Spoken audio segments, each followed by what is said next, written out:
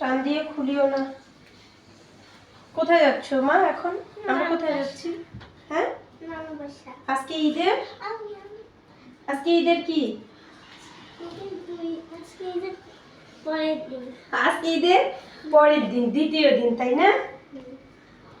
আচ্ছা, সকাল সকাল গোসল করেছে। দেখি আমি বেঁধে দিই, আবার খুলিও দাও মা। এখন এই ব্যান্ডটা আমি লাগাই দিই। হ্যাঁ, কেন এই জামাটা তোমার পছন্দ হয়নি? হ্যাঁ হয়েছে। তোর কয়টা জামা নিয়েছো ঈদে বলো তো? কয়টা নিয়েছো? একটা।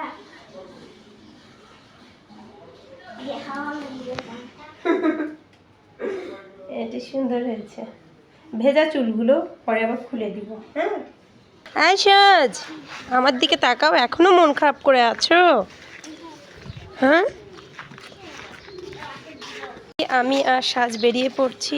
এখন যাব বাবার বাসায়। আর কালকে যেহেতু ঈদের দিন ছিল, ঈদের দিন দেখা যায় আমি কোথাও যাই না, সেই সারাটা দিন একটু রেস্টে থাকি।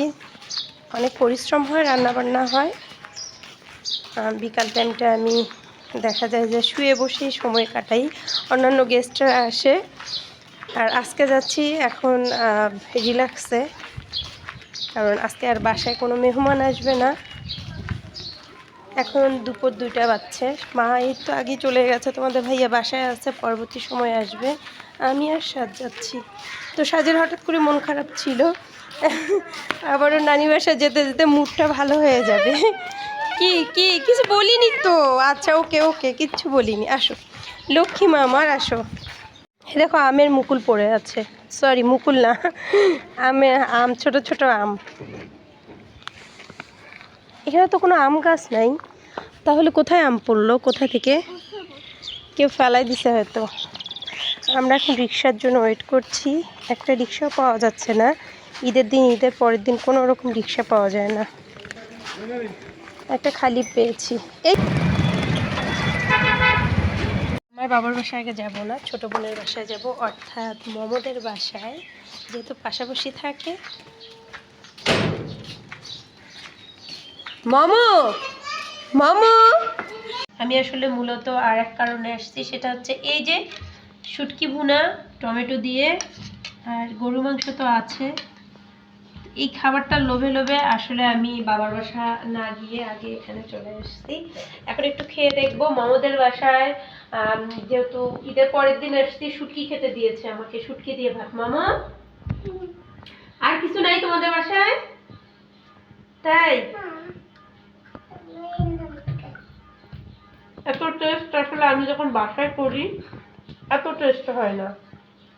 সবসময় বাসায় রান্না করে এমন অবস্থা যে নিজের খাবার আসলে আর ভালো লাগে না, অন্য কেউ যদি কখনো করে তো সেটা ভালো লাগে। খাবে মা? স্বাস্থ্য জীবনেও খাবে না এই শুটকি দিয়ে, একটু খেয়ে দেখো। আচ্ছা, এটা কি ঈদের মাংস? কালকে ঈদের মাংস, আমার জন্য এই মাংসটুকু। আচ্ছা, শুটকি দিয়ে খাওয়াবো না, মাংস দিয়ে ভাত খাও। কি শুটকির গন্ধ? তারপরে শুটকির গন্ধ আসলেই অনেক মজা হয়েছে। এই ছিল আমার আজকের ভিডিও। সবার জন্য ঈদের শুভেচ্ছা বার্তা। আল্লাহ হাফেজ।